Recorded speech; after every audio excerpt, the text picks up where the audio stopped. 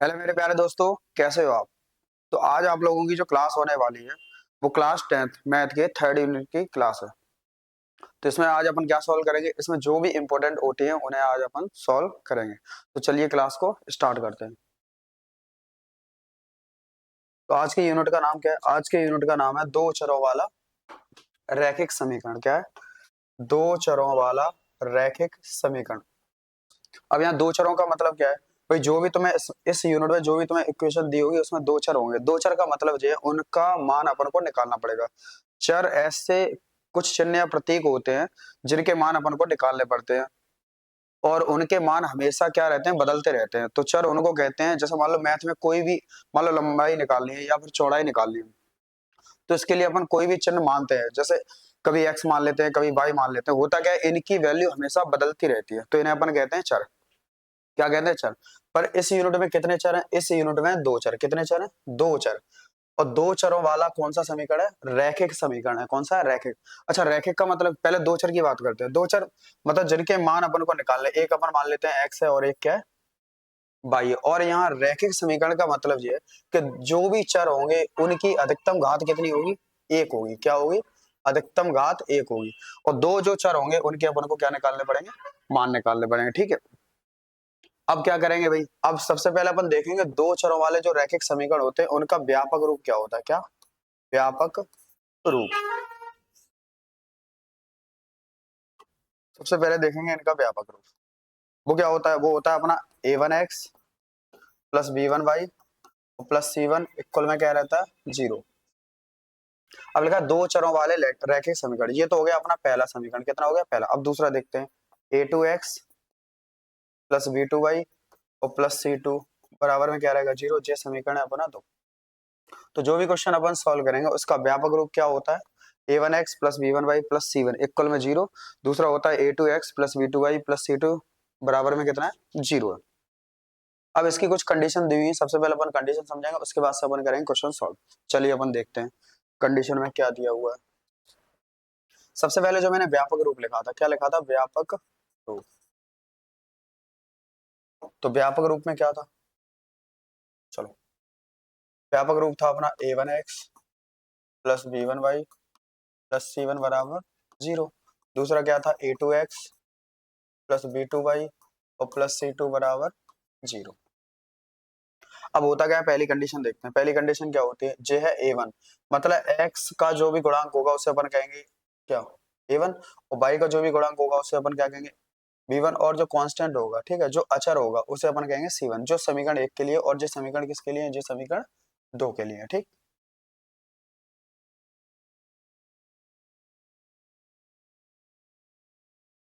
ये है c1।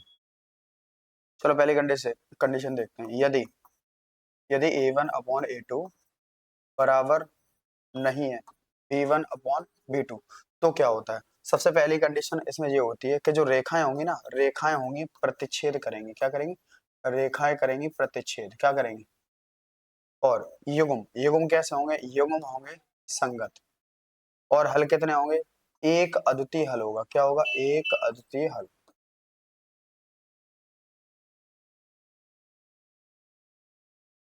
सबसे पहले यदि a1 अपॉन a2 बराबर नहीं है b1 अपॉन b2, तो क्या क्या हो सकता है? रेखाएं कैसी होंगी? रेखाएं प्रतिच्छेद करेंगी। युग्म कैसे होंगे? युग्म होंगे संगत। और हल कितने होंगे? एक अद्वितीय हल होगा। मतलब अगर ऐसी कंडीशन होगी तो इसका एक आंसर आएगा। कितना आएगा? एक आंसर। चलिए अपन देखते हैं दूसरी कंडीशन। दूसरी कंडीशन क्या है? यदि a1 अपॉन a2 बराबर b1 अपॉन b2 और बराबर नहीं है c1 अपॉन c2, तो इसमें क्या होता है? इसमें पहली कंडीशन, जो अपनी रेखाएं होंगी ना, रेखाएं, तो रेखाएं होंगी समांतर। कैसी होंगी? रेखाएं होंगी समांतर। दूसरा, और जो इनके युग्म होंगे, युग्म होंगे अपने असंगत। क्या होंगे? असंगत। तीसरा क्या है?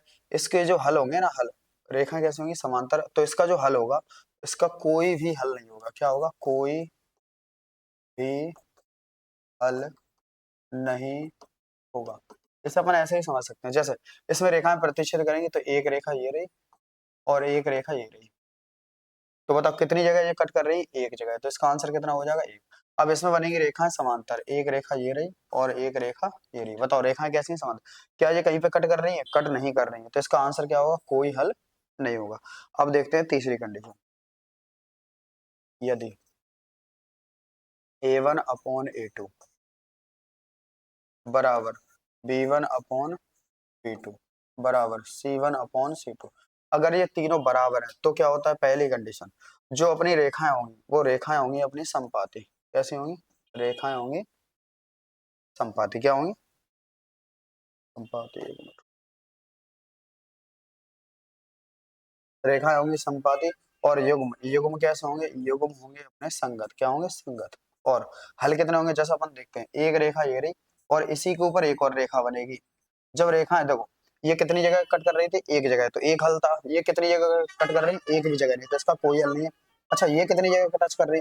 भाई एक के ऊपर एक और लाइन, एक के ऊपर एक और लाइन है, तो ये बहुत जगह टच करेंगी, तो इसके जो हल होते हैं वो होते हैं अनेक हल। कितने होते हैं? अनेक हल। ठीक है, या अनंत हल भी होते हैं। ठीक, अनंततः है अनेक हल। तो ये तीन कंडीशन है, अगर ये तीन कंडीशन याद है तो अपन क्वेश्चन जो भी आगे दिए हुए हैं बड़े आसानी से अपन सॉल्व कर लेंगे। ठीक है, तो ये तीन कंडीशन अपन को याद रखनी है। चलिए अपन देखते हैं क्वेश्चन। एक मिनट रुको। हाँ, पहले पहला क्वेश्चन यही है। बताओ पहला क्वेश्चन क्या कह रहा है? पढ़ दो। ये समीकरण दिया हुआ है, अपन क्या दिया हुआ है? समीकरण। देखते हैं समीकरण क्या है। पहला समीकरण है तुम्हारे पास 6x माइनस 3y प्लस के 10 बराबर में क्या है? 0। दूसरा कितना है? 2x माइनस वाई प्लस 9 बराबर में क्या है? 0। तो ग्राफ पर दो रेखाएं प्रदर्शित करता है, जो एक बिंदु पर प्रतिच्छेद करती हैं, दो बिंदुओं पर संपाती होती है, समांतर होती है। तो अभी मैंने कंडीशन लिखी थी, सीधे अपन डायरेक्ट लिखेंगे। बताओ इधर कितना लिखा है? 6, इधर कितना लिखा है? 2। सीधा इसको अपन में लिखो, 6/2 काटो, 2 एकम 2 और 2 तिया 6, तो कितना आ गया? 3/1। और इन्हें अपन कहते थे A1 और क्या कहते थे? A2। तो ये जो अपन ने मान निकाला है वो आया अपना A1 अपॉन A2। अब हम अपन निकालेंगे B1 अपॉन B2। तो ये तो होता है B1 और ये क्या होता है? B2। इसके आगे कुछ नहीं है तो क्या मान लेंगे? इधर कितना है? इधर है -3 और -के, काटो इसको, तो ये कितना आ गया? 3/1। अब ये दोनों बराबर आ गए। अब अपन निकालेंगे C1 अपॉन C2। बताओ सी ये कितना है? ये है 10 और ये कितना है? 9। बताओ ये दो तो बराबर है, क्या ये तीसरा बराबर है? नहीं। तो कंडीशन क्या होगी? कंडीशन ये होगी A1 अपॉन A2 बराबर B1 अपॉन B2 और बराबर नहीं है C1 अपॉन C2। तो ये कंडीशन आई है, तो क्या होगा? अभी अपन ने कंडीशन लिखी है, देखो पहला तो बराबर है, दूसरा बराबर नहीं है। तो देखो पहला तो बराबर है और दूसरा बराबर नहीं है, तो क्या होगा? देखो रेखाएं तो होंगी समांतर, युग्म होंगे असंगत, और हल क्या होगा? हल होगा कोई नहीं। क्या होगा? हल होगा अपना कोई नहीं। तो इसने पूछा है बताओ रेखाएं कैसी होंगी? तो इस कंडीशन में जो रेखाएं होती हैं वो होती हैं समांतर। क्या होती हैं? समांतर। तो आंसर कौन सा होगा? इसका आंसर हो जाएगा डी। कौन सा होगा? डी। चलिए अपन देखते हैं अगला क्वेश्चन। हाँ, अब है क्वेश्चन नंबर 2। तो तुम्हें इसमें ये बताना है कि समीकरण निकाय x प्लस 2y प्लस 5 बराबर 0 और -3x माइनस 6y प्लस 1 बराबर 0 का हल होगा। मतलब एक अद्वितीय हल होगा, कोई हल नहीं होगा, अनंतता अनेक हल होंगे और दो हल होंगे। चलिए इक्वेशन को अपन लिखते हैं। अब समीकरण, पहला समीकरण क्या है? x प्लस के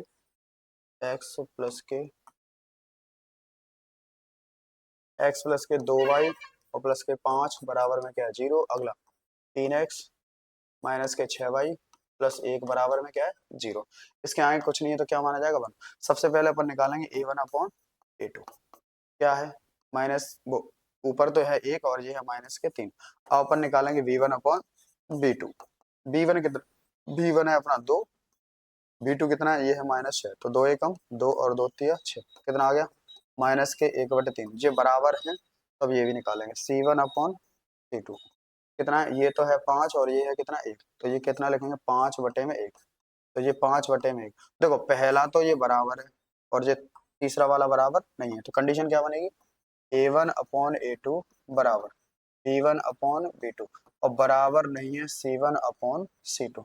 इसके लिए क्या था? अभी अपन तीनों चीज लिखे चुके हैं। इसमें इसका आंसर जो होता है, इसका आंसर होता है कोई हल नहीं। क्या होता है? कोई हल नहीं। और युग्म कैसे होते हैं? युग्म होते हैं अपने असंगत। कैसे होते हैं? असंगत। ठीक। और रेखाएं कैसी होंगी? रेखाएं होंगी अपने संपाती। ये याद रखना पड़ेगा। ठीक। तो आंसर क्या पूछा है? कौन सा हल होगा? तो इसका आंसर होगा कोई हल नहीं, तो इसका आंसर हो जाएगा बी। कौन सा होगा? बी। चलिए अपन देखते हैं अगला क्वेश्चन। यदि समीकरण के युग्म संगत हैं तो रेखाएं क्या होंगी? भाई युग्म संगत बता रहे हैं, अभी मैंने लिखा था, चलो यहीं पीछे देख लेते हैं। चलो पहली कंडीशन में युग्म कैसे हैं? युग्म है संगत। दूसरी वाली में कैसे हैं? असंगत। और पहली वाली में क्या, वो तीसरी वाली में कैसे हैं? संगत। तो भाई संगत कहाँ कहाँ पर? पहली कंडीशन में संगत है और दूसरी वाले। तो बताओ रेखाएं कैसी कैसी हो सकती हैं? तो रेखाएं प्रतिच्छेदी भी हो सकती हैं और रेखाएं संपाती भी। मतलब रेखाएं कैसी होंगी? प्रतिच्छेदी और संपाती। चलिए अपन देखते हैं। तो इसने पूछा है कि रेखाएं कैसी होंगी, तो रेखाएं होंगी प्रतिच्छेदी या संपाती। तो इसका आंसर क्या होगा? इसका आंसर होगा सी। अब समीकरण युग्म y बराबर 0 और y बराबर -7 के होंगे, मतलब एक हल होगा, दो हल होंगे, अनंततः अनेक हल होंगे, कोई हल नहीं होंगे। अब ये तुम्हें समीकरण दिए, तो इसमें तुमसे पूछा है कि भाई इसके कितने हल होंगे। तो भाई कितने हल होंगे? भाई एक बात बताओ, समीकरण के हल तो तब होते हैं जब उसमें कुछ निकालना हो, और इसमें तो आंसर पहले से ही दिए हुए हैं। पहले से मतलब ये पहला वाला लिखते हैं। बताओ y बराबर कितना है? y बराबर है 0 और y बराबर कितना है? -7। अब जो कहना है इसके कितने हल होंगे, भाई कितने हल। अब हल निकाले कैसे भाई? y का मान ही तो मैं दिया है और इधर भी दिया है, तो इसके कोई हल नहीं होंगे। तो इसका आंसर क्या होगा? इसका आंसर होगा डी। जैसे पहले वाले क्वेश्चन, इसमें तो अपन x और y का मान निकाल लेंगे, इसमें भी x और y का मान निकाल लेंगे, पर यहाँ तो y का मान पहले से ही दिया हुआ है, तो इसके हल कितने होंगे? इसका आंसर हो जाएगा कोई हल नहीं होंगे। ठीक है, अब अपन देखते हैं अगला क्वेश्चन। बताओ इसमें क्या है, पढ़ते हैं। समीकरण युग्म, पहला क्या दिया हुआ है? x बराबर a। दूसरा क्या दिया हुआ है? y बराबर b। क्या दिया हुआ है? y, y बराबर में कितना है? b। तो ग्राफीय रूप से रेखाएं प्रदर्शित करता है जो होती हैं। अब भाई जैसा मान लो अभी ये क्वेश्चन में दिया था, क्या दिया था? y बराबर 0 और y बराबर क्या दिया था? -7। भाई इसमें वैल्यू दी थी अपन को y की, किसकी दी थी? पर यहाँ पे x का मान कितना है? a और y का मान कितना है? b। इसका मतलब ये है कि ये दो रेखाएं ऐसी रेखाएं होंगी, भाई इसका आंसर लिख दिया ना, दो रेखाएं ऐसी होंगी जो एक बिंदु पर प्रतिच्छेद कर रही हैं, जिसका कोऑर्डिनेट कितना होगा, मतलब बिंदु के निर्देशांक, जैसा हम लिखते हैं x, y। तो बताओ x और y कितना दिया है? a, b। तो वही बताओ रेखाएं कैसी होंगी? भाई जब एक आंसर दिया होता है तो उसको अपन कहते हैं कि रेखाएं होंगी प्रतिच्छेदी, जो एक बिंदु पर प्रतिच्छेद करेंगी। और अगर रेखाएं कैसी हैं? समांतर, तो उसका कोई भी हल नहीं होता, क्योंकि वो रेखाएं किसी भी बिंदु पर प्रतिच्छेद नहीं करती हैं। तीसरा, तीसरे में रेखाएं कैसे होती हैं? संपाती होती है। कैसे होती है? संपाती। और संपाती रेखाएं एक दूसरे के ऊपर होती हैं, तो वो कितनी जगह टच करती हैं? वो बहुत जगह टच करती हैं। तो उसके हल कितने होते हैं? उसके हल होते हैं अनेक हल। तो बताओ इसका आंसर क्या होगा? रेखाएं समांतर होंगी? नहीं होंगी। रेखाएं बी और ए पर प्रतिच्छेद करेंगी? नहीं। रेखाएं बी और ए पर नहीं, रेखाएं ए और बी पर प्रतिच्छेद करेंगी। तो इसका आंसर क्या हो जाएगा? इसका आंसर हो जाएगा डी। क्या होगा? डी। चलिए अब अपन देखते हैं अगला क्वेश्चन। चलो अगला क्वेश्चन क्या कह रहा है। कंडीशन ये दी है a1/a2 बराबर b1/b2 बराबर नहीं है c1/c2। तो समीकरण निकाय, जो समीकरण निकाय दिए हुए हैं, तो तुम्हें बताना है भाई इसका कौन सा हल होगा। तो कौन सा हल होगा भाई? अभी अपन कंडीशन सारी पढ़ चुके हैं, चलो पहला आंसर देखते हैं। जेरी कंडीशन, पहली कंडीशन में क्या होता है? इसमें रेखाएं एक बिंदु पर प्रतिच्छेद करती हैं, तो इसका एक हल होता है। कितना होता है? एक। और दूसरे वाले में क्या होता है? रेखा होती है समांतर, तो ये रेखाएं कहीं पे भी टच नहीं करती हैं, तो इसका आंसर क्या होता है? इसका आंसर होता है कोई हल नहीं। तो क्वेश्चन में कौन सी वाली कंडीशन है? जे वाली कंडीशन है। ठीक है, तो बताओ आंसर क्या होगा? तो समीकरण निकाय का कोई भी हल नहीं होगा। चलिए देखते हैं इसका आंसर क्या होगा। अगर a1/a2 बराबर नहीं है b1/b2, तो आंसर क्या होता था? एक हल होता था। क्या होता था? एक हल।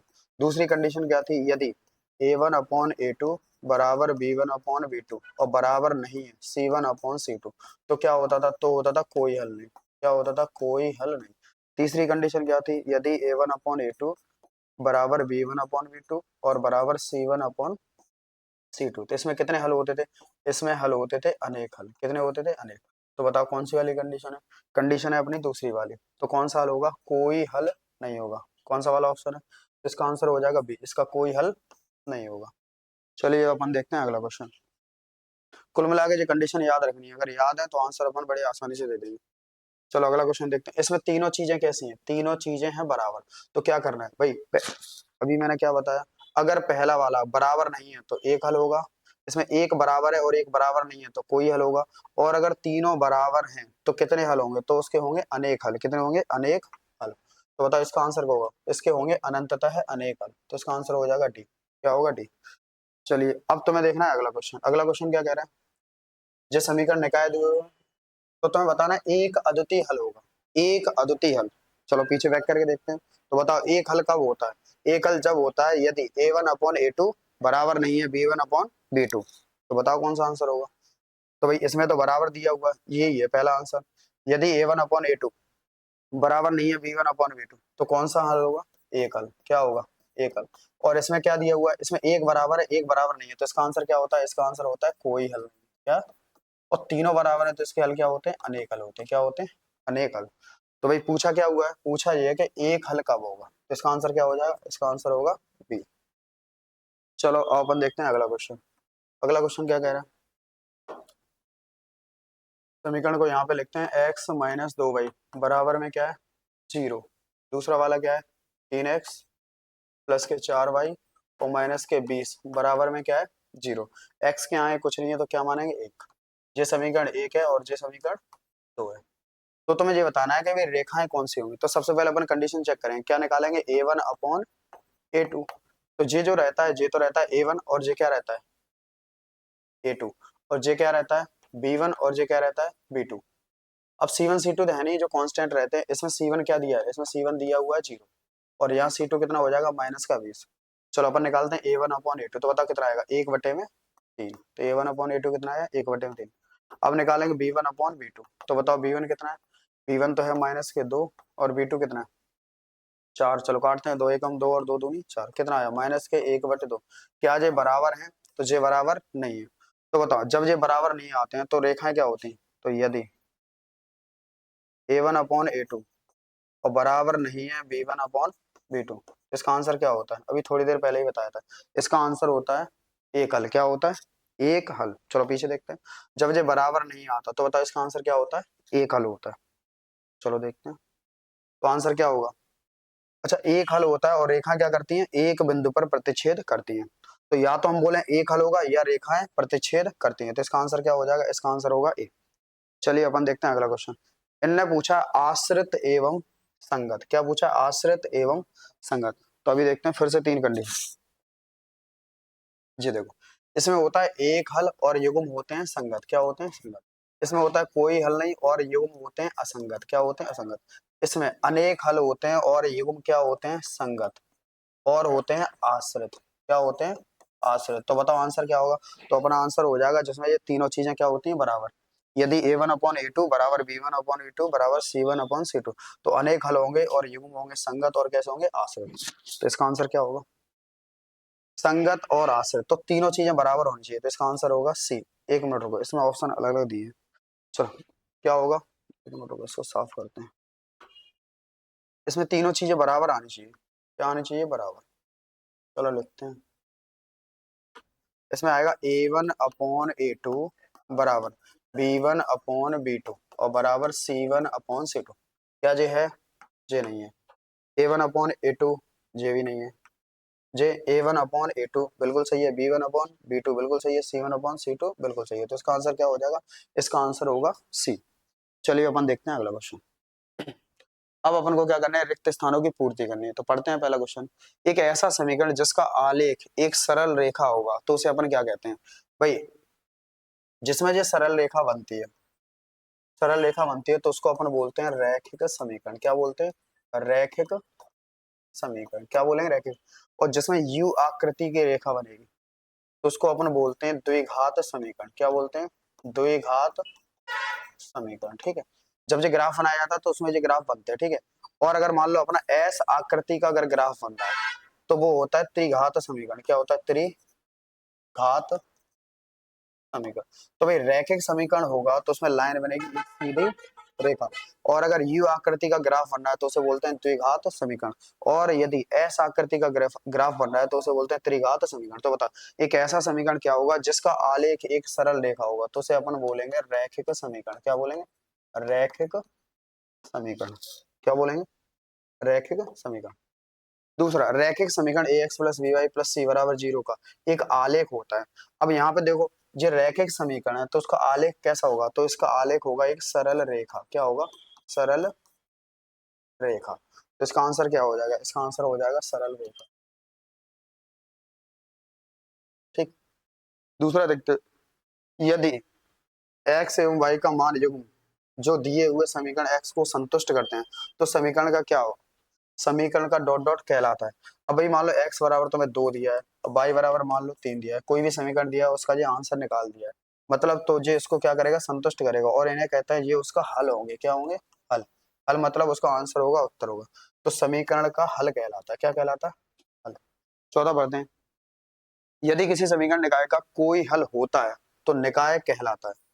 अब इसने बोला समीकरण निकाय का कोई हल होता है, जैसा अभी अपन ने 3 पॉइंट पढ़े थे, पहले वाले में क्या होता है, एक अद्वितीय हल होता है, दूसरे में क्या था, कोई हल नहीं होता है, कोई हल नहीं होता है, तीसरे में क्या होता है, अनंततः अनेक हल होते हैं। कैसे होते हैं, अनेक हल।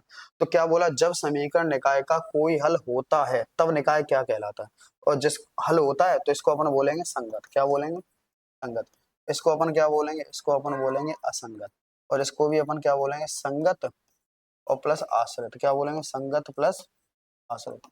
तो भाई निकाय का कोई हल है, अगर हल होता है तो युग्म कैसा होगा, संगत, तो निकाय अपना कहलाएगा संगत। क्या कहलाएगा, संगत।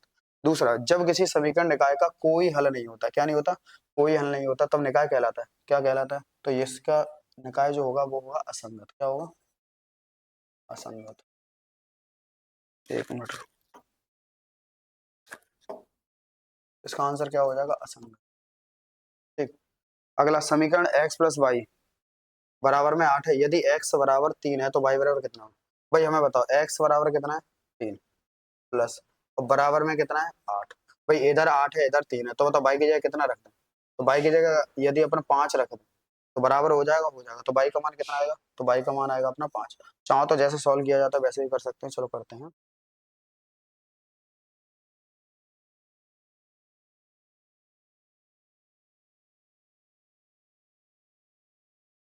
क्या दिया हुआ समीकरण, समीकरण अपने पास x प्लस वाई बराबर का कितना है, 8, और तुम्हें x कितना दिया है, x दिया है तुम्हें 3, तो x की जगह कितना रखेंगे, 3 प्लस y बराबर कितना है, 8, तो y बराबर इधर तो रहेगा 8, जो प्लस के 3 इधर जाएंगे तो माइनस के, और y बराबर कितना आ जाएगा, 5। इसका आंसर क्या होगा, 5। चलिए अपन देखते हैं अगला क्वेश्चन। जोड़ियां मिलानी, रेखाएं संपाती है, क्या है? रेखाएं संपाती है। अगर रेखाएं प्रतिच्छेदी हैं तो एक बिंदु पर प्रतिच्छेद करेंगे तो इसका एक हल होगा, अगर रेखाएं समांतर है तो कहीं पे प्रतिच्छेद नहीं करेंगे तो इसका कोई हल नहीं होगा, और यदि रेखाएं संपाती हैं, रेखाएं कैसी हैं, संपाती, एक के ऊपर एक है, तो इसके कितने हल होते हैं, इसके हल होते हैं अनेक हल। कितने होते हैं, अनेक हल। तो बताओ रेखाएं संपाती है कैसी, तो बताओ रेखाएं अगर संपाती होंगी इन्हें अपन कहते हैं संपाती, तो इसके हल कितने होंगे, इसके हल होंगे अनेक, संपाती अनंततः अनेक हल होंगे। ठीक। अगर रेखाएं प्रतिच्छेद कर रही हैं तो उसका एक हल होता है, कितना होता है, एक हल। और अगर रेखाएं समांतर हैं, जैसे ये रेखाएं समांतर हैं तो ये कहीं पे कट कर रही है, नहीं कर रही, तो इसका क्या होगा, कोई हल नहीं होगा। तो तीसरे का आंसर क्या हो जाएगा, कोई हल नहीं होगा। तो अपन देखते हैं अगला क्वेश्चन। हाँ चलो देखते हैं। समीकरण क्या लिखा है, समीकरण है x प्लस 2y बराबर में 5 है, यदि x बराबर 1 तो y बराबर 2 होगा। तो ये बताना है ये सत्य है क्या, सत्य है। चलो पहला देखते हैं, पहला क्या है, x प्लस 2y बराबर कितने, 5, और x बराबर कितना है, 1 है, और y बराबर कितना है, 2। तो ये x बराबर 1 इसमें रखो, रख दिया, y की जगह कितने रखेंगे, 2, बराबर कितना है, 5, तो 1 और 2 दूनी कितना हो जाएगा, 4, बराबर के कितने, 5, 4 और 1 जोड़ो, 5 बराबर 5। तो बताओ ये सत्य है क्या, सत्य है, तो ये होगा सत्य, इसका आंसर क्या हो जाएगा, सत्य। ठीक है। चलो दूसरा देखते हैं, वर्ग समीकरण का आलेख एक सरल रेखा होता है, तो ये अभी मैंने थोड़ी देर पहले बताया था, चलो बताते हैं। अगर रैखिक समीकरण है, एक मिनट रुको, अगर मान लो रैखिक समीकरण है अपने पास, क्या है, रैखिक समीकरण, रैखिक समीकरण का मतलब जो होता है उसमें घातें कितनी होंगी, एक। फिर अपना होता है द्विघात समीकरण, क्या होता है, द्विघात समीकरण, द्विघात समीकरण में कितनी घातें होती है, दो। और तीसरा अपना होता है त्रिघात समीकरण, कितना होता है, त्रिघात समीकरण, इसमें घातें कितनी होती हैं, इसमें घातें होती हैं 3। अगर रैखिक समीकरण है तो इसकी जो रेखा बनेगा ना, ग्राफ बनेगा, उसमें बनती है सरल रेखा, क्या बनती है, सरल रेखा। और अगर द्विघात समीकरण है तो उसमें बनता है यू आकृति का, कैसा बनता है, परवलय के आकार का, कौन सा आकार का, परवलय। ठीक है। और अगर त्रिघात समीकरण है तो इसमें बनता है एस आकृति का, कैसा बनता है, एस आकृति। पर यहाँ पे कौन सा समीकरण है, इसमें है वर्ग समीकरण। तो बताओ वर्ग समीकरण में कैसा बनता है, जो मैंने लिखा है द्विघात समीकरण, इसी को अपन कहते हैं वर्ग समीकरण। क्या कहते हैं? वर्ग समीकरण। तो बता, आलेख एक सरल रेखा होगा क्या? नहीं होगा। इसमें आलेख कैसा होगा? यू आकर देगा। तो ये कैसा हो जाएगा? जो होगा असत्य। ठीक। अब तीसरा देखते हैं, रैखिक समीकरण युग्म कोई हल नहीं हो सकते, या एक अद्वितीय हल हो सकता है, या अनंततः अनेक हल हो सकते हैं। तो ये बताना है कि ये होते हैं कि नहीं। तो अभी अपन थोड़ी देर पहले पढ़ चुके थे। क्या पढ़ चुके थे? चलिए देखते हैं। अगर जो पहली कंडीशन आ गई तो बताओ क्या होगा? एक हल होगा। क्या होगा? एक हल होगा। और अगर जो दूसरी कंडीशन आ गई तो इसका क्या होगा? कोई हल नहीं होगा। और अगर ये तीसरी कंडीशन आ गई तो इसके कितने हल होंगे? अनेक हल होंगे। कुल मिला के कितनी कंडीशन है? तीन।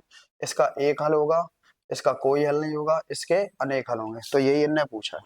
क्या पूछा है? चलो देखते हैं। तो बताओ इनने क्या बोला? इनने बोला कोई हल नहीं हो सकता, तो बात सही है। एक हल हो सकता है, ये बात भी सही है। और अनंततः अनेक हल हो सकते हैं, तो अनेक हल भी हो सकते हैं। तो ये क्या होगा? ये होगा अपना सत्य। तीनों हल हो सकते हैं। ठीक। अब क्या है? अगला बढ़ते हैं। समीकरण युग्म एक्स बराबर ए और वाई बराबर बी दो समांतर रेखाओं को निरूपित करते हैं। तो चलो यहाँ देखते हैं। कोई भी समीकरण है, अगर उसमें मान लो एक्स बराबर दिया है ए और वाई बराबर दिया है बी, भाई कहने का मतलब ये है, इसमें एक्स के आंसर कितने हैं? एक है, और वाई का भी कितना है? एक है। जब एक आंसर होता है तो वो रेखाएं एक जगह कट करती है। कितनी जगह कट करती हैं? एक जगह। तो इसके हल कितने होंगे? एक हल होंगे। और रेखाएं कैसी होंगी? रेखाएं होंगी प्रतिच्छेदी। कैसी होंगी? प्रतिच्छेदी। और ये क्या कह रहा है? ये कह रहा है कि भाई समांतर रेखाएं होंगी। सही बात तो ये है कि अगर रेखाएं समांतर होती हैं तो उसका कोई भी हल नहीं होता है। क्या नहीं होता? कोई भी हल नहीं होता। पर यहाँ पे हल दिया हुआ है। कितने हल दिए हुए हैं? एक हल। एक्स बराबर ए और वाई बराबर बी। तो जब एक हल दिया होगा तो रेखाएं कैसी होंगी? प्रतिच्छेदी। और जब कोई हल नहीं होगा तो रेखाएं कैसी होंगी? रेखाएं होंगी समांतर। कैसी होंगी?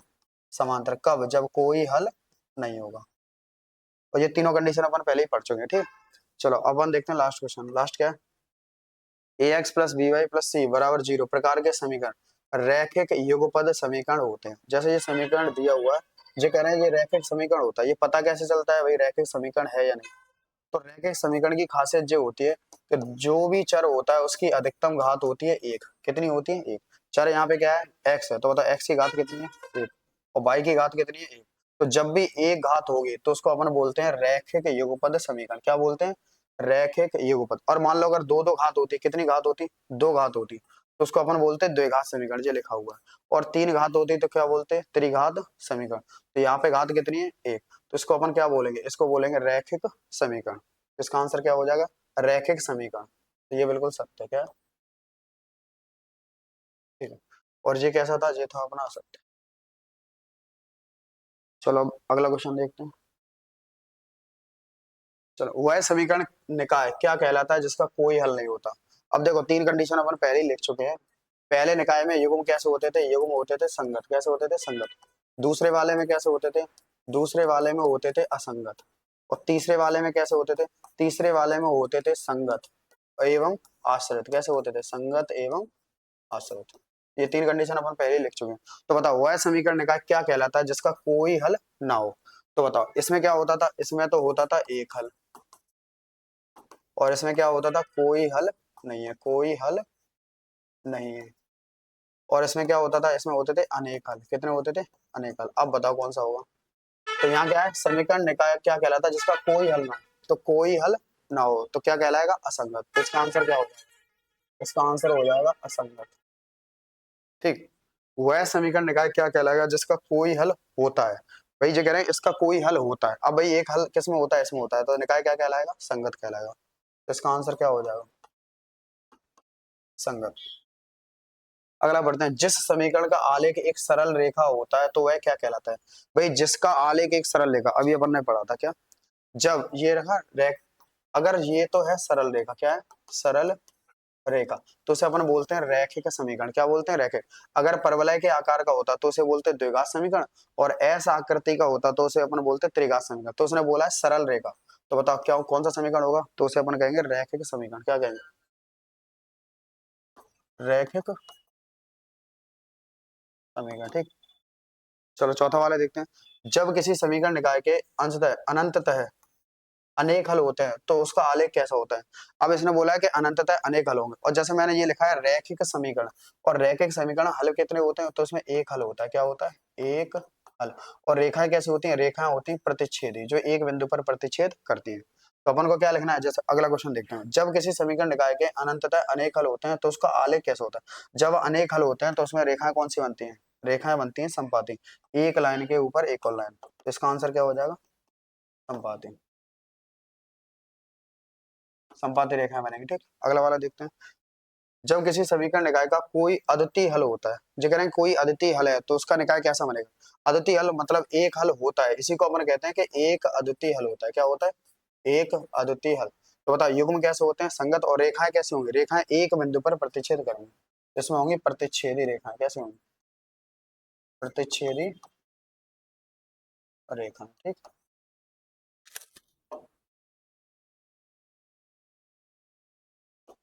चलो लास्ट देखते हैं।